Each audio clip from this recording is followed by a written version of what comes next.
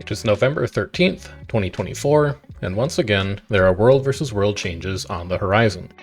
The changes previewed in the stream on Monday are not as far-reaching as other patches that we've gotten this year, but will still have a significant impact on how the game mode looks and how it feels to play when they go live on November 19th. My name is Chef, and in this video we're going to cover the changes that were discussed on that stream, their rationale, and what they mean for the game mode moving forwards. This video will be broken into timestamps based on the individual changes, so if there's something that you wanted to know more about specifically, you can navigate directly to it using those markers. We're going to mostly go in order of these changes as they were presented, starting with the Demolisher stat combination, which will be added to World vs. World and PvE. Demolisher is a complement to the existing Marauder stat combination, exchanging Vitality for Toughness.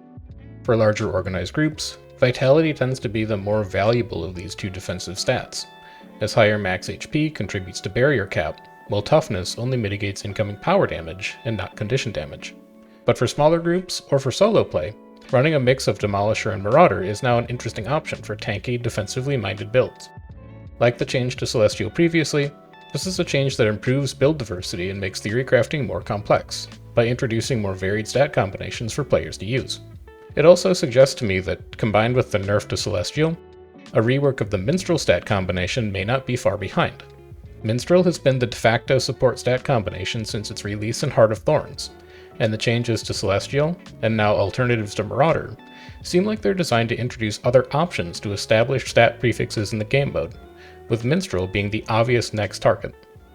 Next were some changes to defense events and defense participation. The Tower Defense and Keep Defense weeklies are being replaced with the generic Objective Defender weekly achievement with two tiers, one for 5 defenses of an objective and one for 10.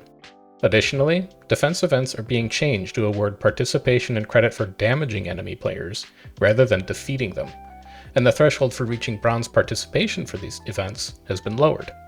The defense weeklies, with Tower Defense in particular, were notoriously hard, and these changes should both make it easier for players to complete these weeklies, and make it easier for solo players, scouts, and roamers to maintain their participation while delaying an attacking force at a structure.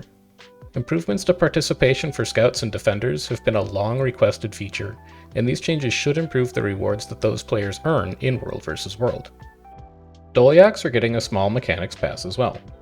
When successfully escorting a yak to an objective, the cooldown for the next yak to spawn has been increased, meaning that unless yak supply lines are being attacked, yaks will be running to objectives and refilling supply less frequently. To compensate for this, the threshold of yaks that a structure must receive is being decreased, with camps, towers, and Stone Mist Castle upgrading at the following thresholds. This one is a little confusing, so let's take a look at some possible rationale. Many of the changes that ArenaNet has made to World vs. World signal that their vision for the game involves more conflict between players and less conflict between players and NPCs, or rewards for passive gameplay. Yaks run to their destination whether they're accompanied by players or not, so if supply lines aren't being actively attacked, the rate of supply generation is now going to slow down. However, if yaks come under attack by an enemy group, those escort events will no longer succeed. Yaks start to spawn faster, but may require player escorts to break through supply line disruptions by an enemy force.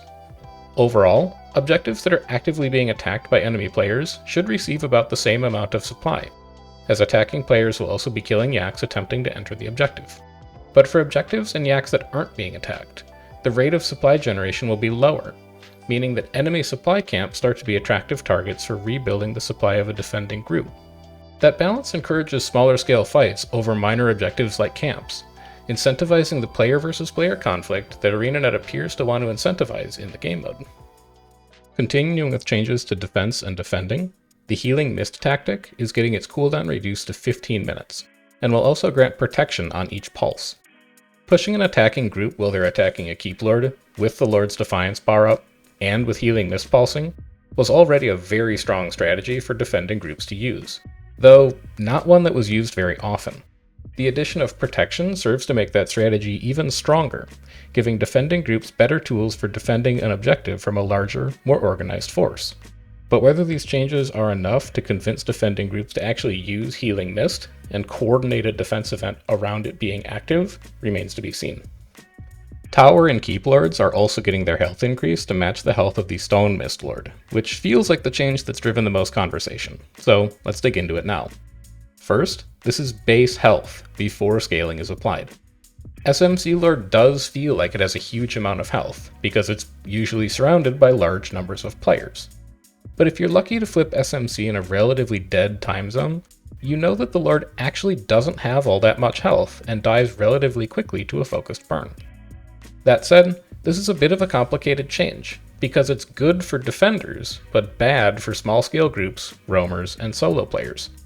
And while these two groups of players are often similar, they're not the same. In the last Commander Camp we did on the channel, about defense events, we talked about how a defense event has two phases.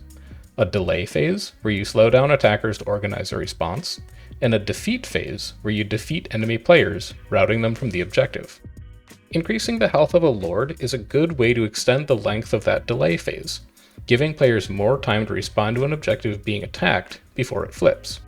And that's great for defenders, but sometimes the attacking force is a small-scale team that's trying to capture objectives quickly and quietly, before a larger force on the map finds them and defeats them.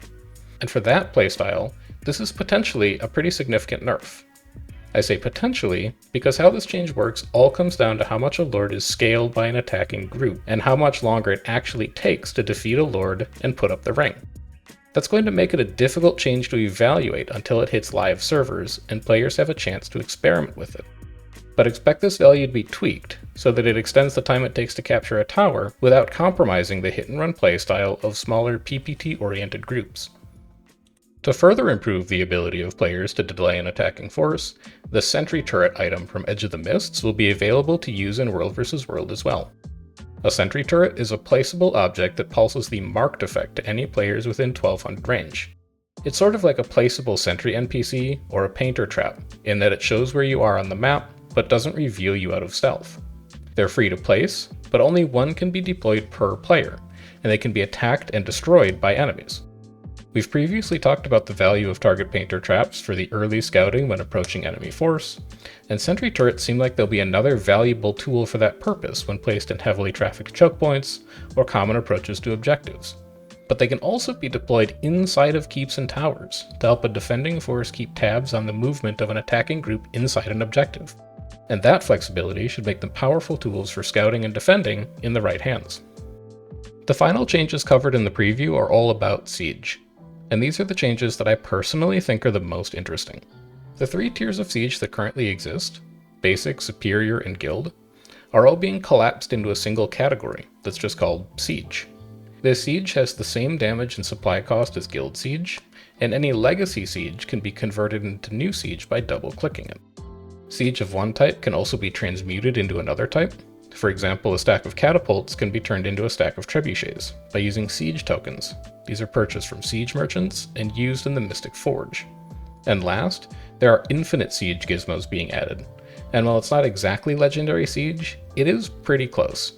We don't yet have details on the specific costs of unlocking these gizmos, only that they'll be unlocked as part of a collection achievement, and use both Siege blueprints and World vs. World currencies. We also don't yet have details on how crafting recipes are going to change for scribing to produce this new Siege type. And the motivation for this change is simple.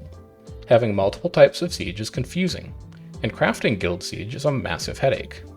Changing Siege to be a single type, rather than having Basic, Superior, and Guild variants, streamlines the game mode overall, cutting back on the amount of time that commanders and players have to spend wrangling and managing inventories that are full of Siege, or explaining differences to newer players. The last thing to just briefly mention is actually something that we've covered previously on the channel, and that's the introduction of weighted victory points by time zone. This change was first included in the July 16th balance patch stream, but significant technical issues with the rollout of that system led to them being temporarily shelved. With those issues hopefully resolved, the victory point weighting change will go live during the November 22nd reset. And I've linked to the previous video on the channel where we covered that change in particular in the description if you're not familiar with these changes and why they're being added. But to sum this preview up, these are primarily quality of life improvements and minor tweaks to the mechanics of supply lines and defense events. These changes aren't always exciting or revolutionary within the World vs. World meta, but they are important adjustments and changes that steadily improve the game mode overall. There's a number of things in this patch that can be tweaked depending on how they feel to players, like Yak spawn rate or Lord health pool. So once you've had a chance to play them for yourself, make sure that you're using Reddit, Discord, the official forums, or even the comments of this video to make that feedback heard. If you liked this video specifically and you want to see more like it, why not give it a thumbs up and subscribe to the channel to let me know? And if you want to talk about these changes in real time and ask questions there, I stream World vs. World on Twitch every Tuesday, Wednesday, and Friday. But until then, I've been Chef, and enjoy the rest of your day.